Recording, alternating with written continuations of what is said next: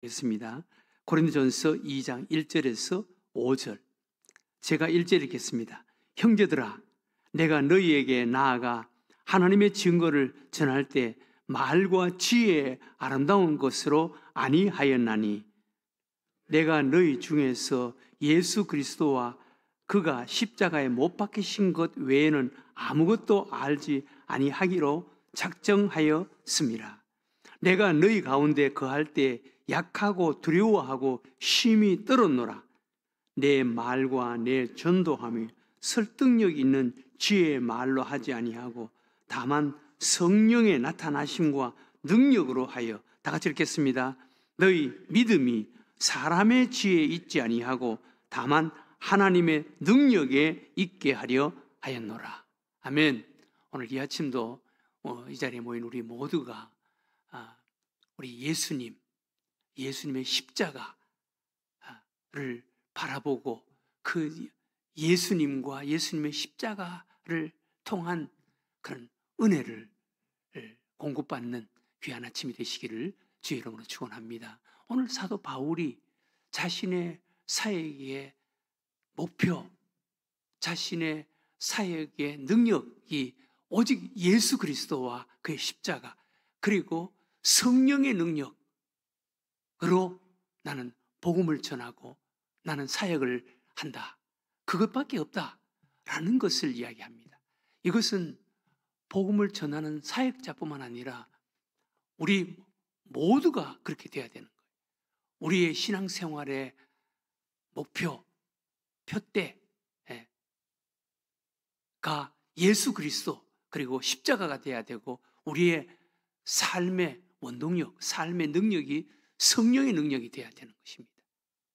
우리 예수 믿는 사람들은 거기에 초점을 맞춰야 되는 거예요. 그것이 우리 삶의 목표가 돼야 되는 거예요. 그러면 다른 것들은 다 지엽적으로 다 따라오는 거예요. 우리 하나님께서 예수 그리스도와 십자가를 통해서 성령의 능력을 통해서 하나님께서 다 하시는 것입니다. 이런 집중력이 있어야 되고 목표가 있어야 되고 그런 자세와 각오가 되어 있어야 하는 거예요. 옛날 중국의 한 나라에 이광이라는 유명한 장군이 있었습니다. 이 이광이라는 장군은 어릴 적부터 힘이 장사였고, 그리고 성품이 항상 쾌활하고 해서 많은 사람들에게 사랑을 받았습니다. 그가 커서 장군이 되었습니다. 한 나라의 장군이 되었습니다. 누구도 따라갈 수 없는 힘을 가지고 있었고, 그리고 용맹했고 존경을 받는 그런 장군이었습니다. 그런데 이 이광이 어느 날 밤에 길을 가는데, 깜깜한 길을 가는데 주변에 풀벌레 소리, 짐승 소리, 산새 소리가 막 들려오는 그런 한적한 시골길을 걸어가고 있었습니다. 장군이었지만 마음속에 섬찟섬찟하는 이런 어떤 어두움의 길을 가고 있었습니다. 그런데 한참 길을 가는데 갑자기 옆을 바라보니까 옆에서 호랑이 한 마리가 나타나서 자기를 노려보고 있었습니다. 그 호랑이, 잘못하다가는 그 호랑이에게 잡혀서 죽을 이런 위기를 만난 것입니다. 그때 이광이 차고 가던 활을 꺼내서 활로 그 호랑이를 바라보고 정확하게 호랑이 얼굴을 향해서 활을 쏘았습니다. 그런데 그 활이 호랑이 얼굴에 정확하게 가서 꽂혔습니다. 그런데 호랑이가 쓰러지지도 않고 그냥 가만히 있는 거예요. 그래서 이상하다 싶어서 얼굴에 화살을 맞고 화살이 그 얼굴에 꽂혔는데도 호랑이가 가만히 있어서 이상하다 싶어서 가까이 다가 보니까 호랑이가 아니라 호랑이 형상을 한 바위였습니다. 그 바위에 자기가 쏜 화살이 정확하게 가서 꽂혀 있는 거예요. 그래서 자기도 놀랐습니다. 아니, 이 바위에 내 화살이 꽂히다니 라고 생각하고 다시 자기 자리에 돌아와서 화살로 쏴봤습니다. 그랬더니 화살이, 그 다음에는 화살이 꽂히지 않고 화살이 그 바위에 튕겨나가버리고, 아무리 힘을 써서 화살을 쏘려고 해도 화살대만 부러지고 화살이 거기 가서 꽂히지 않는 거예요. 그래서 집에 돌아와서 이튿날 자기가 존경하는 장자원이라는 사람에게 찾아가서 그 사실을 이야기를 했습니다. 그랬더니 그 장자원이라는 사람이 웃으면서, 이복에 지성이면 감천이라는 말이 있네. 자네가 그것이 호랑이라고 생각하고 호랑이인 줄 알고 생각하고 화살을 쏘았을 때 그 화살이 바위를 뚫고 들어갈 수가 있는 거야. 그러나 그 다음에는 저것이 바위다라고 생각하면 아무리 쏴도 그 화살이 꽂히지가 않는 법일세. 목표가 정확해야 되고, 그리고 마음의 자세와 각오가 중요한 거야 라고 이야기를 해주었습니다. 그렇습니다. 여러분, 같은 것이지만 우리가 목표가 분명해야 되고, 그리고 그 목표를 향한 마음과 자세가 정말 중요한 거예요. 네. 여러분, 구약성경에 다윗이 이 우리아의 아내 바시바에게 성적 범죄를 저지르고 나서 나단 선지자가 다윗에게 찾아가서 그것을 이야기합니다. 여러분, 당시에 왕은 자기 나라에 있는 모든 것이 자기 것이었습니다. 자기 것이었습니다. 그래서 왕이 뭐를 가지고 온다, 또 취한다, 그것은 죄가 아니었습니다. 당시의 문화 풍습으로서는. 그런데 나단 선지자가 찾아가서 그 왕에게, 다윗 왕에게 그것이 죄다라는 것을 느끼게 하고 깨닫게 하기 위해서 나단 선지자가 다윗 왕 앞에 가서 이야기하는 거예요. 다윗 왕에게 이렇게 이야기합니다. 왕이여, 우리나라에 이런 일이 있었습니다. 어떤 일인데? 우리나라에 큰 부자가 있었습니다.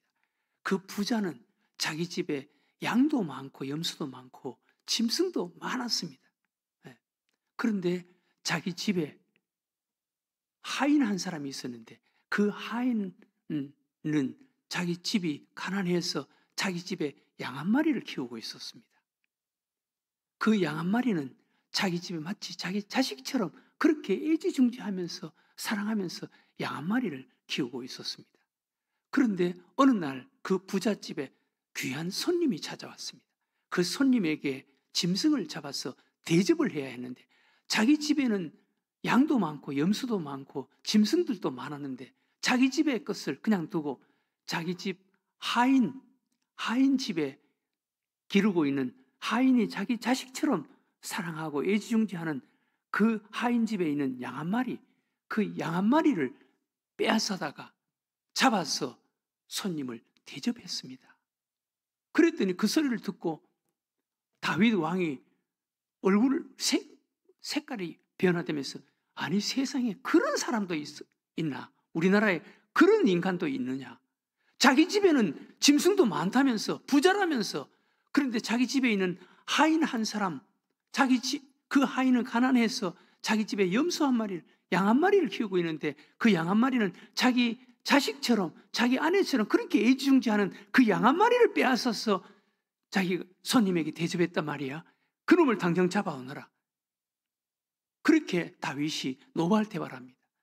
그때 나단 선지자가, 그것이 바로 당신입니다, 그렇게 이야기합니다. 여러분, 그 쉽게 이야기를 했으면 다윗 왕이 거기서 그렇게 감동이 되겠어요?